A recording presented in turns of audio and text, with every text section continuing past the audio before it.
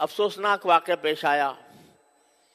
اتنا بڑی مسجد، مدینہ مسجد طارق روڈ کے اوپر، میں تو سمجھ رہا تھا 25-30 سال، ایسے اندازہ لگایا تھا، پتہ چلا کہ 40 سال سے قائم.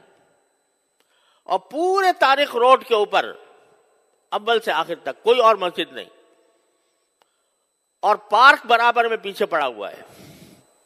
اس کے بارے میں حکم دے دیا، ڈھا دو اس کو، پارک بناؤ اس کو. خدا کا خوف کرنا چاہیے. لوگ اس سلسلے میں بڑی غلط فہمی میں مبتلا ہیں. ایک بات میں آپ کو پروازیں کر دیتا ہوں کہ لوگ کہتے ہیں بھئی اگر غیر قانونی طور پر جگہ پر بنائی گئی ہے مسجد تو وہ مسجد نہیں ہوتی. یہ صحیح بات ہے، لیکن اس کا مطلب یہ ہے کہ ایک تو اگر کسی کی زمین پر جہاں جائز قبضہ کر کے مسجد بنائی جائے گی وہ بالکل ناجائز ہے، حرام ہے وہ. اسی طرح اگر کسی سرکاری جگہ پر بنائی جائے گی تو بھی اصل بات یہ ہے کہ نہیں بنانی چاہیے. لیکن صورتحال یہ ہے کہ ایک اسلامی ریاست میں حکومت کا فرض ہے کہ وہ ضرورت کے مواقع پر مسجدیں بنائے. اس کا کام ہے یہ. الذین ان مکناہم فی الارض اقاموا الصلاۃ. اللہ تعالیٰ فرماتے ہیں کہ جب مسلمانوں کو اقتدار نصیب ہو تو پہلا کام ان کا یہ ہے کہ نماز قائم کرنے کے لیے جگہ بنائیں، نماز قائم کریں. تو یہ حکومت کا کام ہے. لیکن اگر حکومت پہلو تہی کر رہی ہے، آپ بتائیے، خود سوچ کے بتائیے کہ سارے ملک میں یا اپنے شہر کی بات کر لیجئے، کوئی ایک مسجد بتا دیں جو حکومت نے بنائی ہو، یعنی حکومت نے اپنے خرچے پر تعمیر کی ہو.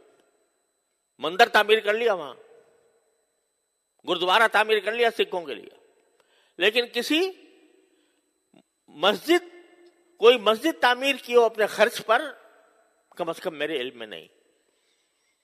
تو جب حکومت کوتاہی کر رہی ہے اپنے اس فریضے میں، تو کیا مسجدوں سے خالی ہو جائیں شہر؟ اس صورت میں اگر مسلمان کسی ایسی جگہ پر جو کسی کی ملکیت نہیں ہے، سرکاری ہی صحیح، وہاں پر اگر وہ مسجد تعمیر کرتے ہیں، یہ ان کا فریضہ ہے. اگر حکومت نہیں کر رہی تو مسلمانوں کا فریضہ ہے کہ مسجدیں بنائیں. اب اس جگہ کہیں دور دور تک پورے شہر، پورے اس میں مسجد نہیں تھی، اور پھر بھی ایسا نہیں ہے کہ ویسے ہی قبضہ کر کے راتوں رات مسجد تعمیر کر دی گئی ہو. واقعہ یہ ہے کہ وہ اس کے لیے انہوں نے سوسائٹی کی اجازت لی، بلڈنگ کنٹرول اتھارٹی سے نقشہ پاس کرایا، اور اس کے بعد وہ مسجد بنی، اور 40 سال سے چلی آ رہی ہے. اور آپ کوئی بھی جا کر دیکھ لو کہ ہر 5 نمازوں کے اندر ہزاروں نمازی نماز پڑھتے ہیں، اور جمعہ میں تو کوئی ٹھکانہ نہیں، وہ چلی آ رہی ہے. آپ کہتے ہیں یہ پارک کی جگہ تھی. ارے بھائی پارک کی جگہ تھی، 40 سال نظر نہیں آیا. جن لوگوں نے این او سی دیا وہ کیسے دیا، اور جن لوگوں نے نقشہ پاس کیا وہ کیسے پاس کیا؟ آپ 40 سال کے بعد آ کر کہتے ہیں کہ یہ غیر قانونی ہے. اور میں نے وہ فیصلہ دیکھا جس فیصلے کے تحت یہ بات کہی گئی ہے. افسوس ہوتا ہے کہ اتنا بڑا مسئلہ، اور مشکل سے میرے خیال میں 20 سطروں میں لکھا گیا ہے، 22 سطروں میں.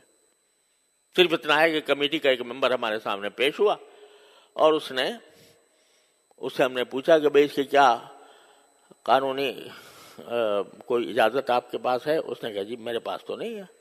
اب ایک ممبر ہے کمیٹی کا، کوئی صدر بھی نہیں، سیکریٹری بھی نہیں، مسجد کا متولی بھی نہیں. اس سے پوچھ لیا، اس نے کہا جی میرے پاس تو نہیں ہے. کہنے کا معلوم ہو گیا کہ کوئی نہیں ہے، لہذا اس کو 1 ہفتے کے اندر ختم کر دو. تو بڑا افسوسناک قسم کی بات ہے. اور عدالتی آداب کے بھی، عدالتی جو طریقہ کار ہوتے ہیں اس کی بھی پوری رعایت نہیں کی گئی. تو ان کا فرض ہے کہ وہ اس پر نظر ثانی کر کے اس فیصلے کو واپس لیں.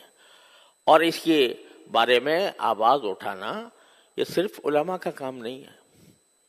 ہر بات میں یہی بولیں بھئی مسلمان بھی تو ہیں، وہ ہر مسلمان کے ذمہ ہے کہ وہ اس بارے میں قانون کے دائرے میں رہ کر، قانون کے دائرے میں رہ کر، لا قانونیت ہم نہیں چاہتے، ہم نے کبھی بھی لا قانونیت کی ترغیب نہیں دی، لیکن قانون کے دائرے میں رہتے ہوئے اس کے خلاف آواز بھی اٹھائیں، اور جو عدالتی طریقہ کار ہے نظر ثانی کا، وہ نظر ثانی کا طریقہ اختیار کریں۔ تو یہ ہر مسلمان کا فرض ہے۔ تو یہ نہ سمجھا کریں کہ جب بھی کوئی برائی ہوگی تو بس مولوی ہی بولے گا اور باقی کسی کی ذمہ داری نہیں ہے، ہر فرد کی ذمہ داری ہے۔ اور اگر یہ سلسلہ چل نکلا مساجد کو گرانے کا تو پتہ نہیں کہاں جا کر اس کی انتہا پہنچے گی۔ تو اس کو خیال کرنا چاہیے۔ اللہ تبارک و تعالیٰ اپنے فضل و کرم سے ہمیں اس امت کی جو اصل خاصیت ہے کہ امر بالمعروف اور نہی عن المنکر شریعت کے دائرے میں رہ کر، اور الحمدللہ ہمارا قانون بھی اور آئین بھی کوئی اس کے تحفظ دیتا ہے، تو اس کے دائرے میں رہ کر اس کے بارے میں جتنا کسی مسلمان سے ہو سکے وہ کرنا چاہیے۔ وآخر دعوانا الحمدللہ۔